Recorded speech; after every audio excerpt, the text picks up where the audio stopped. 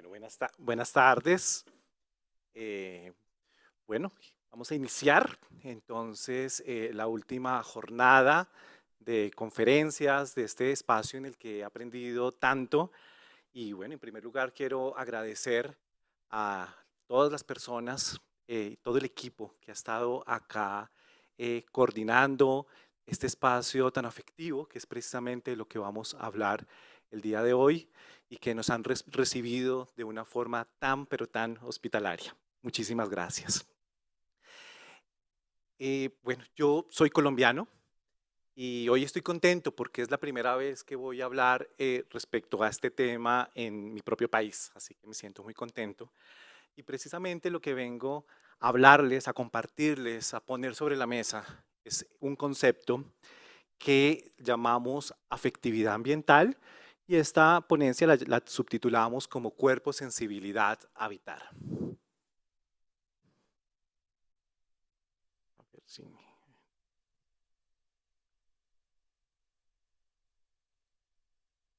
A ver, no sé cómo pasar acá. Ya. Ok. Eh, las reflexiones de las que voy a hablarles vienen precisamente de un libro que coescribimos junto a Ingrid Toro en el año 2020. Salió publicado el libro por el Colegio de la Frontera Sur y la Universidad Veracruzana y que llevó como título Afectividad ambiental, sensibilidad, empatía, estéticas del habitar.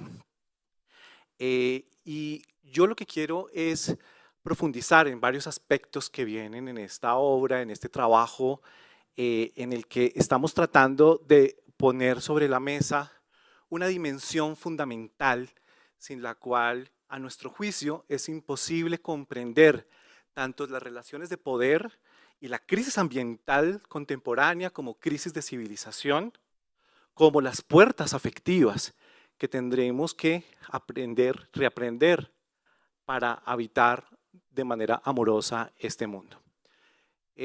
Una aclaración, y es que no quiero reducir todas las formas, las perspectivas que han planteado la ecología política, el pensamiento ambiental, la filosofía ambiental y en este congreso la bioética sobre el gravísimo problema ambiental, sino lo que quiero hacer en estos minutos es llamar la atención sobre una dimensión que, a mi juicio, resulta fundamental, que es la dimensión estética, sensible y afectiva de nuestro estar en el mundo.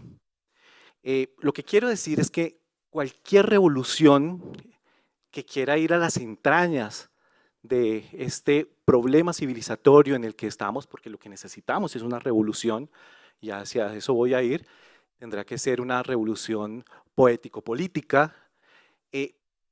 Por supuesto que tiene que entender las condiciones materiales, económicas, tecnológicas, políticas, simbólicas, pero todo eso va a ser realmente,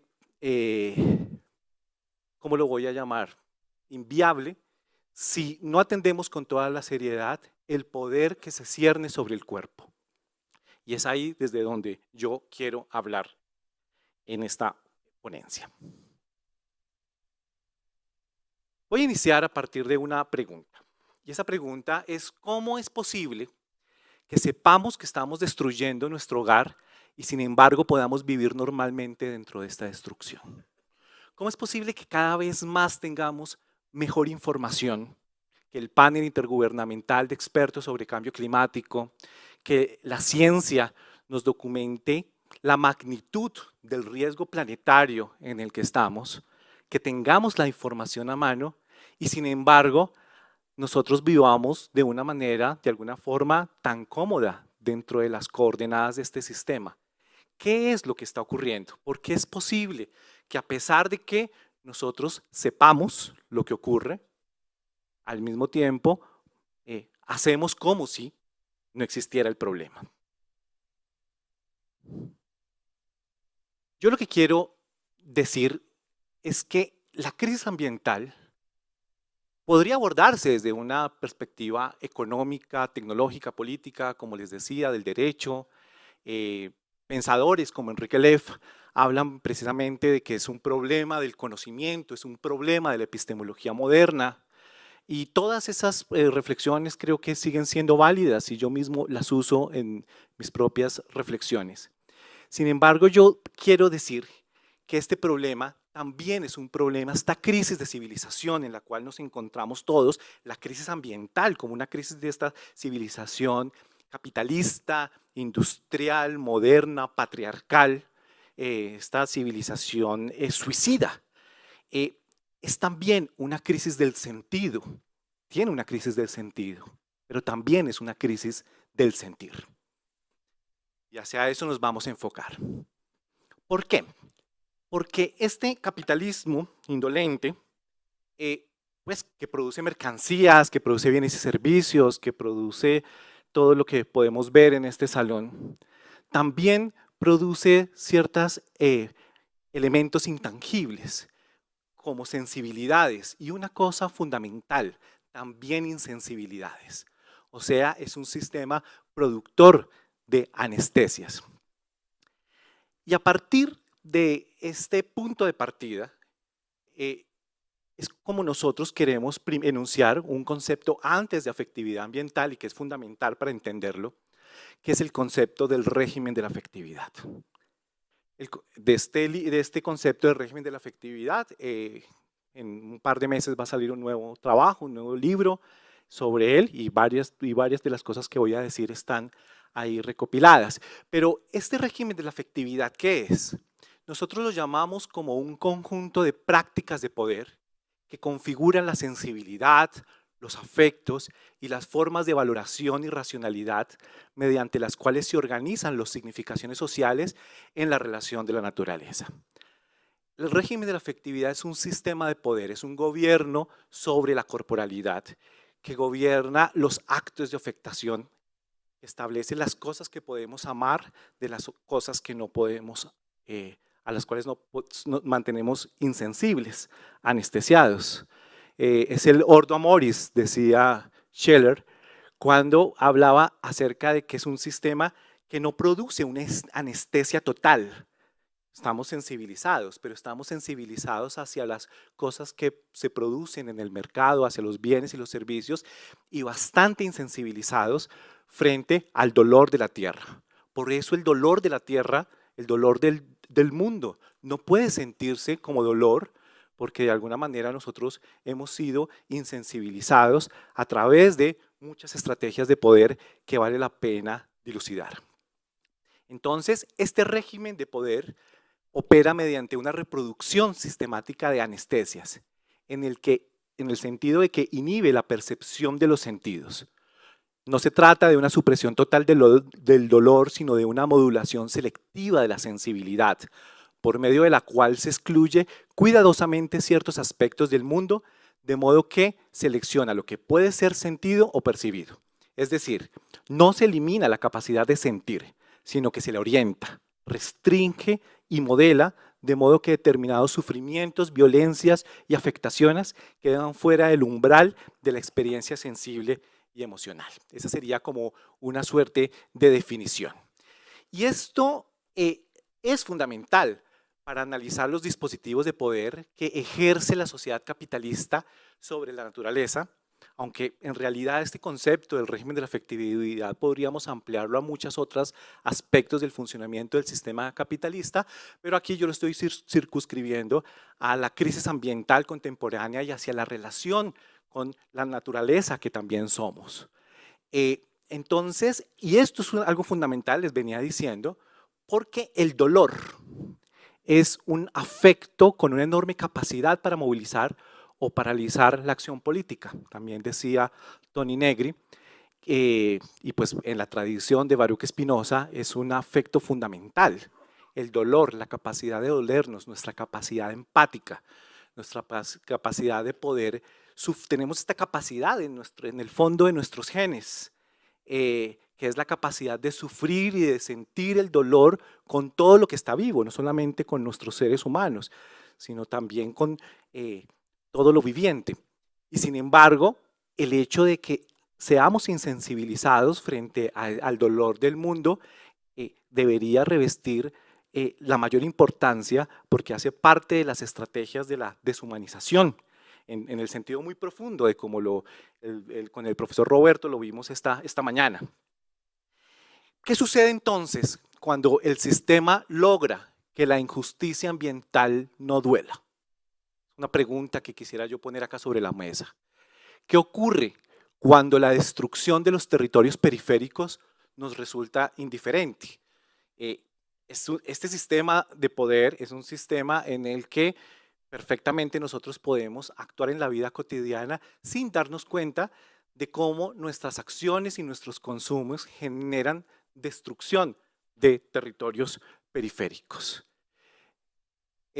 Entonces, aquí lo que se está señalando con muchísimo énfasis es que este sistema actúa de manera más eficaz cuando logra, no siempre lo logra, pero muchas veces sí, desensibilizar nuestra capacidad empática, cuando nos anestesia ante el sufrimiento ajeno y nos condiciona a percibir y simbolizar nuestras vidas y cuerpos como entes aislados y autónomos, en lugar de reconocer nuestra interdependencia esencial con el resto de los seres vivos. Es un régimen también de la separación, esta escisión dolorosísima de la modernidad, en donde nosotros nos sentimos separados, aislados, pero además en una posición privilegiada sobre la cual ocupamos una supuesta posición dominadora, sobre la cual vamos a crear todas las condiciones de la explotación científico-técnica del mundo.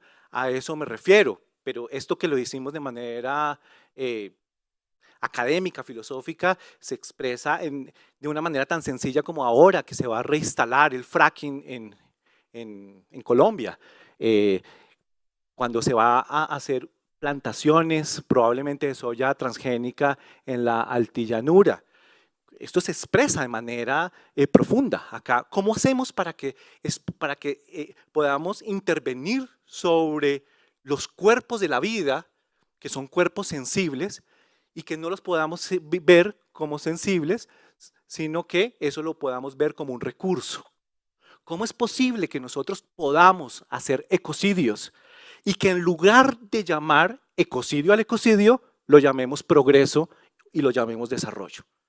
Tiene que haber una estructura que esté incorporada en lo más profundo de nuestra encarnadura para que nosotros podamos, nosotros no, las empresas extractivas, el poder transnacional, el gran proyecto pueda llevar a cabo ese proyecto predador y terminamos apoyando los proyectos de muerte del capital. Esto, y así lo quiero poner, este régimen de la afectividad es ante todo una postura de clase. ¿Por qué una postura de clase? Porque esta forma de comprensión del mundo, este sentido común y este sentir común, en realidad, que es impuesto sobre los hegemonizados de la sociedad, que somos los demás, solo le conviene a algunas empresas. Este sentir común resulta fundamental para el buen funcionamiento de este proyecto depredador, del que se benefician transnacionales, compañías extractivas, la gran industria y el capital financiero. ¿Por qué? Esto lo escribimos en el libro que va a salir con una pregunta. ¿Por qué no existe una revolución que sea capaz de detener a los ecocidas? ¿Por qué es posible? Porque es posible que los multimillonarios sigan volando en jet privados y en yates. Porque es posible que tengan derecho a la riqueza. Porque es más importante el derecho a que los demás sean ricos a que simplemente los demás podamos vivir. Voy a nombrar 4 elementos que me parecen fundamentales para comprender los modos de funcionamiento de estos regímenes de la afectividad, aunque podríamos enumerar muchísimos más. Estos fueron algunos que escogí. El primero tiene que ver, y en esto dialogo con el pensamiento de Gunther Anders, y tiene que ver con una incompatibilidad o con algo que él llamó la desproporción entre nuestras limitadas facultades sensoriales y la capacidad de percibir la magnitud del daño. ¿A qué me estoy refiriendo? A que nosotros en la vida cotidiana por ejemplo, usamos estos aparatos, yo mismo uso este celular por la mañana, suena por la mañana, no tiene nada de eso de criminal, no puedo percibir las relaciones de explotación, la huella ecológica, la huella de carbono, la explotación de los minerales críticos, no puedo percibir los procesos de la guerra en el Congo por el coltán, no puedo percibirlo a través de mis propios sentidos. Entonces, este mundo es un mundo tan gigantesco, tan descomunal, tan desproporcionado, tan faraónico, tan sobredimensionado, que nuestras ordinarias y artesanales capacidades de nuestra percepción no son incompatibles para seguir directamente la percepción del daño. Entonces, aquí hay una incompatibilidad, porque la destrucción planetaria está organizada de tal manera que sus efectos quedan por fuera del campo de nuestra propia experiencia sensible. Piensen ustedes, vamos, compramos alimentos en el Éxito, en un supermercado, eso no tiene nada de criminal, compramos una manzana, nos la comemos, la disfrutamos, pero a través de nuestras papilas gustativas, de nuestra percepción, de nuestra capacidad visual, sensitiva en términos amplios, no podemos darnos cuenta de los pesticidas, de la deforestación, de las emisiones, de la contaminación de alimentos, si viene de Chile, de todo el proceso que vino desde esa manzana hasta que ahora llega a mis manos y la saboreo y la toco y me gusta, pero no puedo percibir a través de mi propio cuerpo las relaciones de explotación del trabajo de la naturaleza y el trabajo humano que fueron posibles para que nosotros podamos tener esto. Todos los bienes de consumo. Hay una desproporción realmente impresionante. Y entonces el conocimiento, yo se los puedo contar y podemos decir, sí, es cierto, tiene razón, y sin embargo permanece separado de nuestra experiencia sensible. Esta creo que es uno de los elementos fundamentales, pero también creo que es uno de los mejores argumentos en torno a un proyecto tan importante como es el proyecto del decrecimiento, o los proyectos que ahora están diciendo que frente a esta crisis ambiental necesitamos reterritorializarnos, relocalizarnos, recomunalizarnos, volver a esferas más pequeñas. Decía Sloterdijk que vivimos en un error de formato, en un formato gigantesco, en donde nuestros sentidos y nuestra capacidad encarnada no es capaz de poder percibir directamente las consecuencias que se generan con actos aparentemente insignificantes. El segundo elemento que yo quisiera nombrar, voy para atrás, no está funcionando.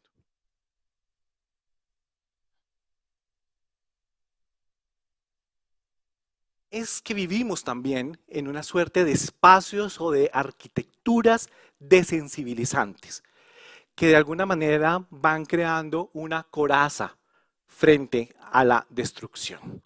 Entonces tenemos como una suerte de armadura en el sentido de que nosotros vamos viviendo en un mundo en el que pues no podemos percibir lo que ocurre, como ya decíamos, en ese sentido nos recuerda a la idea de Rosa Luxemburgo de que nos muestran el capital tiene una cara, ¿no? La cara pacífica del capital. Nosotros vamos al centro comercial, nos compramos un pantalón y al mismo tiempo hay una cara escondida, la cara del dolor, del saqueo, del pillaje, del dolor, de la sangre en los territorios.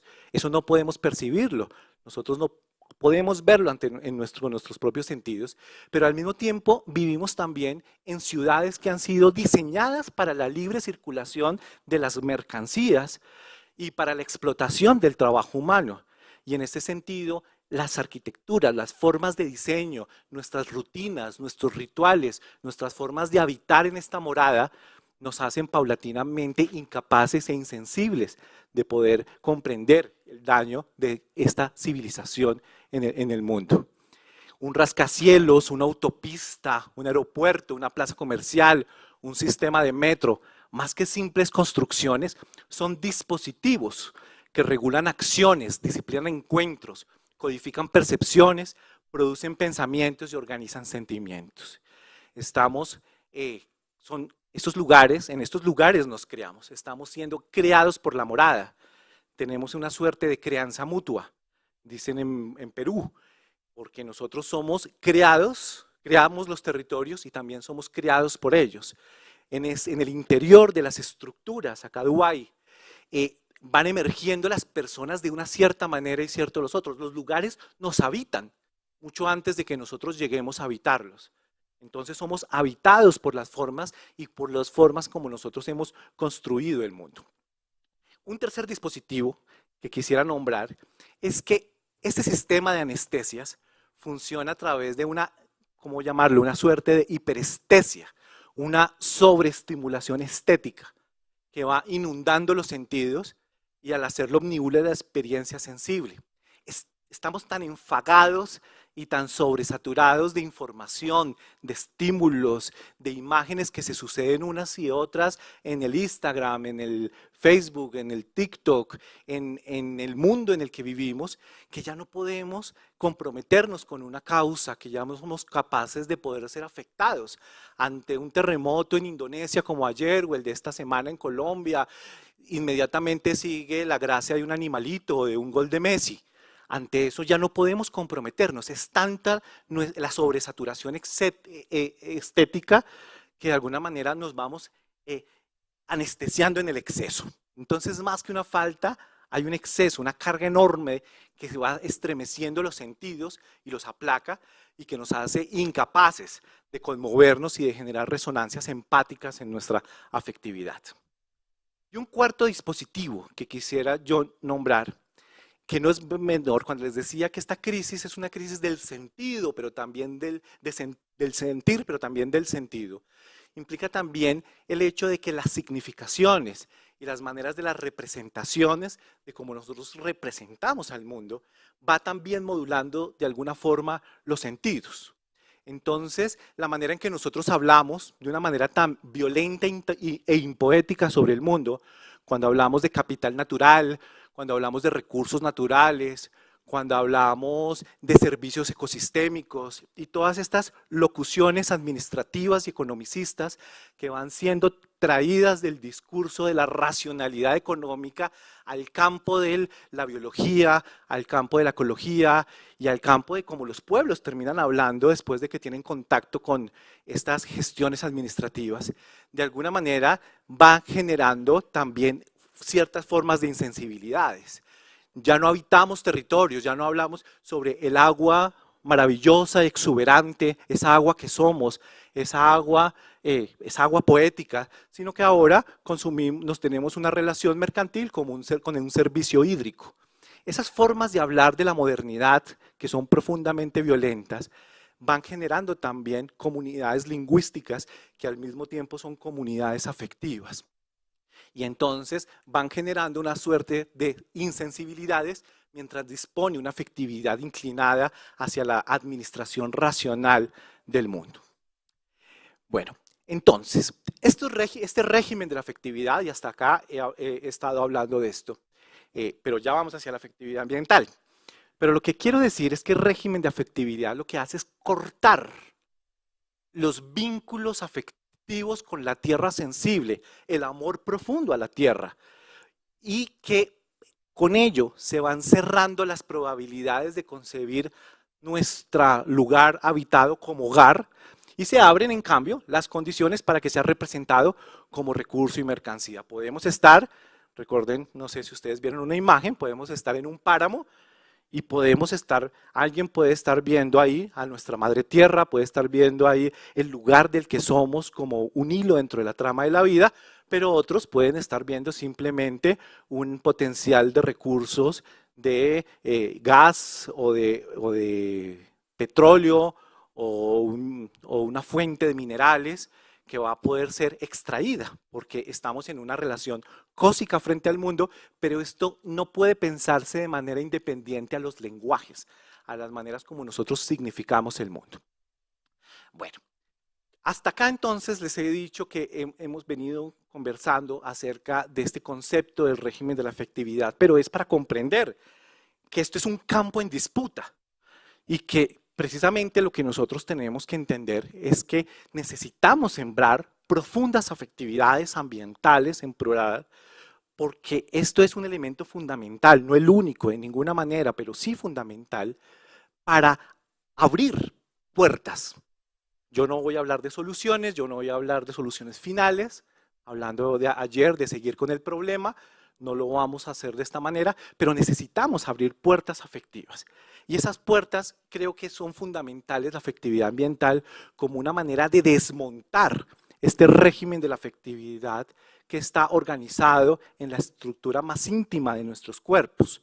Y entonces con este concepto que acuñamos, lo que queremos decir es que con esta noción vamos nombrando el campo de disputa en el que pueden transformarse los afectos y los significados que sostienen las formas dominantes de relación con la naturaleza.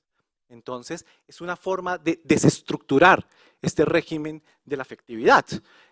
Seguramente me preguntarán, ¿y cómo hacerlo? Bueno, hay muchas formas y pueblos que lo hacen, y lo hacen justamente por un amor profundo a la tierra. Pero en términos, para tratar de explicar mejor el concepto, yo quisiera decir que la noción comprende al menos 5 dimensiones que me parecen fundamentales para, como una manera de antagonizar con el régimen de la afectividad. Y estas dimensiones son la ontológica, la estética, la epistémica, la ética y la política. Entonces, la primera, la ontológica, es probablemente de las más importantes, y es esa transformación paulatina. Tenemos que buscar los dispositivos para hacerlos, no sé cómo, pero en la manera como nos entendemos a nosotros mismos y a todo lo existente. La crisis ambiental es una crisis en gran medida de carácter ontológico, producido por los dualismos de la modernidad. Y entonces, como una propuesta alternativa, necesitamos crear una afectividad ambiental que surge precisamente de la experiencia de que somos expresión de la tierra misma, de una autocomprensión de interdependencia con la naturaleza, de la cual somos apenas una manifestación, una comprensión del sí mismo en relación con todo lo demás, de la cual emana una acción ética. Fíjense que ahí vamos entonces hacia la discusión de la bioética, pero también podría decirse de una manera inversa, una acción ética que no es moral, es una acción ética que nace del reconocimiento de esa relación de la que depende nuestra existencia. ¿Cómo hacemos para crear un sentido común? Y ese sentido común de interdependencia, de interrelaciones, de sentirnos pertenecientes a la tierra, sentir que somos la tierra y que somos una manifestación, una expresión, un modo de la tierra y del universo que está expresado de esta manera, en este momento, de esta manera situada y corporizada. ¿Cómo hacemos para sentirnos no aislados, no separados, no arriba, no como dominadores, no como explotadores, sino como una criatura más inmersa en la majestuosidad de la trama de la vida? La segunda dimensión de esta noción es una dimensión de carácter estético. Y es precisamente que señala que de ese reconocimiento ontológico va emergiendo una reconfiguración de la forma en que percibimos y sentimos el mundo y de cómo se va abriendo una sensibilidad distinta en los que los sentidos mismos despiertan. Un poco nuestros sentidos están adormecidos y necesitamos crear las formas múltiples en el arte, en la tecnología, en la ciencia, en la política, en el derecho, para que nuestros sentidos afloren, despierten y para que aparezca literalmente otro mundo. No este mundo amputado, este mundo reducido de los recursos naturales, del capital natural, sino un mundo ampliado, este mundo sagrado, de este mundo sobreabundante de relaciones. La tercera dimensión es una dimensión epistémica y precisamente se refiere, y esto es algo fundamental, bueno, todos para los efectos de la universidad, pero tiene que ver con los saberes ambientales. Los saberes ambientales mediante los cuales aprendamos sensiblemente con la tierra y nos realfabeticemos en el lenguaje de la naturaleza para reaprender cómo habitarla. ¿Cómo vamos a aprender a habitar? ¿Dónde están los sentidos más que allá en la madre tierra, en el lenguaje de la naturaleza, en donde está todo lo que necesitamos para dejar de ocuparla y aprender a habitarla? pero estamos desconectados porque hemos sido incapaces o nos hemos convertido incapaces de dialogar con la tierra en el lenguaje de la naturaleza, que es el lenguaje de la sensibilidad, el lenguaje de las emociones. Yo trabajo con pueblos campesinos, trabajo en la agroecología. Para mí, por eso pongo esta imagen, que además es una imagen es una arte de del movimiento zapatista, de las granjas integrales, pero en realidad lo que quiero decir es que muchos pueblos, a través de saberes ambientales y estéticos, saben lo que está bien para su territorio y para su parcela, precisamente porque sus sentidos así se lo informan, porque algo se ve bien, porque sabe bien, porque hay una intuición de proporcionalidades, en el sentido de Ivan Illich, un sentido en el que podamos entender que el sentido de lo ético también está asociado en gran medida con el sentido de lo estético. Una dimensión ética, y es precisamente que de esta transformación conduce a otras prácticas, sustentadas en el cuidado y en el respeto de los ciclos ecológicos, así como la creación de vínculos de cooperación, de reciprocidad y solidaridad con nuestras comunidades humanas. Bueno, estas son algunas de las dimensiones, unas de las dimensiones fundamentales, pero también hay una dimensión política de este concepto de la afectividad ambiental, porque si hay una postura de clase que les decía, esto implica también que esta tiene que ser el proyecto del 99% restante frente al 1% que genera la gran devastación del planeta.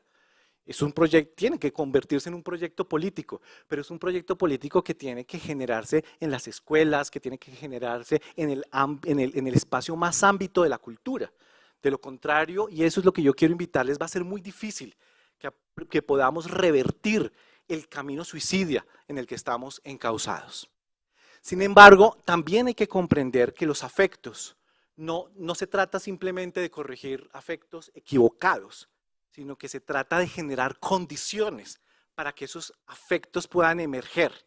Entonces, si los afectos, los regímenes de la afectividad surge en infraestructuras, en estas construcciones hechas para la circulación de las mercancías, ¿cómo podríamos entonces construir espacios? Y esta es una reflexión para los arquitectos y las arquitectas, para los ingenieros y las ingenieros, espacios, ¿cómo podemos diseñar espacios e infraestructuras que nos permitan generar encuentros y que nos permitan generar otras relaciones comunitarias, otras prácticas productivas, cómo generamos otros sistemas alimentarios, cómo creamos, cómo ruralizamos las ciudades, cómo las técnicas bajamos del umbral en el que están y volvemos a tener unas técnicas más apropiadas y más acordes con las condiciones ecológicas y culturales de cada lugar.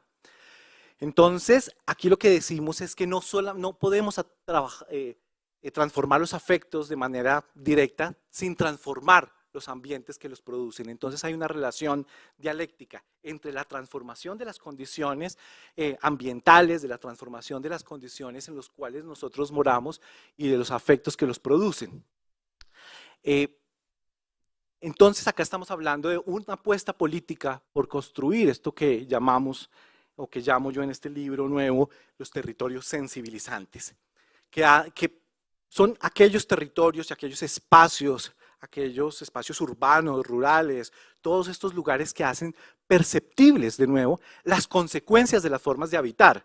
Si el problema era una desproporción entre esta civilización gigantesca y las formas de habitar, necesitamos de nuevo aproximar cuerpos con otros cuerpos, necesitamos desacelerar los ritmos, necesitamos desescalar, desindustrializar y reartesanalizar, intensificar la percepción de la interdependencia. Esto implicaría una nueva economía, completamente, una economía territorializada. El año pasado, tal vez, tuve una conversación con quien era en ese momento la ministra de Ambiente y decía, el proyecto político más importante que tiene que hacerse es generar economías territorializadas, que todo esté más cerca, que haya diversidad. Si el principio sobre el cual se construyó esta civilización fue la hiperespecialización para la exportación, hoy necesitamos generar un proceso completamente inverso, que es la hiperdiversificación. Un proyecto completamente diferente al que nos vendió la economía clásica. Entonces necesitamos diversificar, aproximar, desescalar, disminuir la huella energética. Esto también es lo que están proponiendo proyectos como el de crecimiento en el norte global y el concepto del buen vivir, que ha sido un concepto tan importante en términos de construir la vida, en términos de las interdependencias que surgen bajo el principio de que no podemos vivir mal si la naturaleza y la comunidad más que humana y humana vive mal. Entonces es un buen vivir en relación y en interdependencia. Entonces, en los movimientos sociales está emergiendo una política, otra, que es una política de lo local, de lo comunal. Y yo lo que quiero prestar atención en esta ponencia y con este concepto de la afectividad ambiental es que ahí también están emergiendo otros afectos que no solamente son el amor, que a veces también funcionan a través de la rabia, de la digna rabia, de la ira frente a la destrucción de un territorio, frente a todos esos afectos, pero cuando están organizados bajo el amor a la tierra, pueden canalizarse de una manera en la que podamos tener afectividades que nos lleven a acciones éticas diferentes. Entonces, aquí tenemos principios como el aproximar, como el desacelerar, el desescalar, el reconectar. Y en medio de esas materialidades, de las nuevas infraestructuras, pero también en la recrianza de las infraestructuras ya existentes, en el reverdecimiento de la tierra, es posible, digo yo, tiene que ser posible que emerjan otras sensibilidades, otros afectos, otros sentidos y otros significados. Pero transformar territorios en estéticas de vida, aunque es fundamental, no basta. Es necesario que también cultivemos la belleza, también en las formas simbólicas, a través de las cuales la vida se vuelve sensible en la experiencia del cuerpo. Nuestros signos y significados, hoy anclados en una metafísica que nos encinde del mundo, están llamados a reinscribirse en la tierra, en la misma medida en que modificamos los lugares habitados. Entonces, también los significados, los afectos están vinculados a los sentidos, a los significados, y es necesario recomponer las formas simbólicas desde las cuales experimentamos y significamos el mundo. Y aquí por eso les decía que necesitamos también una revolución de los símbolos. El problema en el que estamos es tan mayúsculo que fíjense que yo no les estoy hablando acá de tecnologías, no les estoy hablando de paneles solares, no les estoy hablando de estas cosas fotovoltaicas, de aerogeneradores. No estoy hablando de esto, yo estoy hablando de una dimensión del cuerpo, de una ética que surge desde el cuerpo y con el cuerpo, desde nuestros afectos, nuestras sensibilidades, pero también desde nuestras racionalidades y desde los símbolos y los significados con los cuales nosotros comprendemos el mundo y le damos sentido a nuestra vida cotidiana. Y ahí necesitamos profundamente una revolución afectiva en el ámbito más amplio de toda la cultura o de las culturas. Esto hay que ponerlo siempre en plural, siempre hay que ponerlo en una perspectiva no de mundo, sino de mundos plurales, de los pluriversos. Y esto implica abrir una disputa política en el terreno del significado que es inseparable del terreno afectivo. En este libro de afectividad ambiental lo dijimos de esta manera y permítanme leerlo para ir cerrando esta exposición. La manera en que nuestro cuerpo y nuestros sentidos se conecten o se desconecten de la tierra que somos dependerá en gran medida de la capacidad de simbolizar el mundo, de nombrarlo y de lenguajearlo poéticamente. Y por poetizar, estamos pensando en la posibilidad colectiva de urdir símbolos que nos abran el mundo a los sentidos, en una actitud de asombro permanente que nos hagan recordar a cada instante que no existe nada más hermoso que nuestra casa celeste.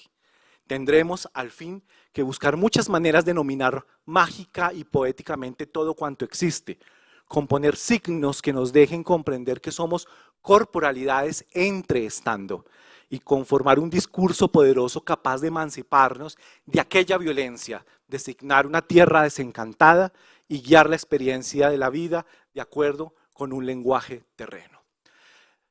La poetización del mundo es también una lucha política, o para decirlo de manera más concisa, hoy las luchas tienen que ser también luchas poético-políticas. Son luchas que están también en la belleza, también están en los significados, porque ahí está en gran parte de la manera como se reproduce este sistema. Y para cerrar con esta última frase también de este nuevo libro, quisiera terminar de esta manera. Si los territorios que habitamos han de respirar y florecer, necesitaremos emanciparnos de las anestesias impuestas y de los signos desterritorializados y del mare magnum de tecnologías que rompen las reciprocidades y solidaridades entre nuestro cuerpo y el cuerpo de la Tierra. Bajo su influjo se vuelve demasiado fácil olvidar nuestra orgánica pertenencia a la matriz vital en la que estamos inmersos y nuestra sintonía carnal con el resto de los seres. Solo en la medida en que esta pertenencia vuelva a hacerse sensible en nuestros cuerpos, será posible interrumpir el curso de la devastación que hemos normalizado. Cuando recordemos que nuestra vida sensible solo es posible en articulación con el resto de las sensibilidades de este inconmensurable planeta vivo, sabremos que no hay transformación del mundo sin transformar aquello que somos capaces de sentir en él. Muchas gracias.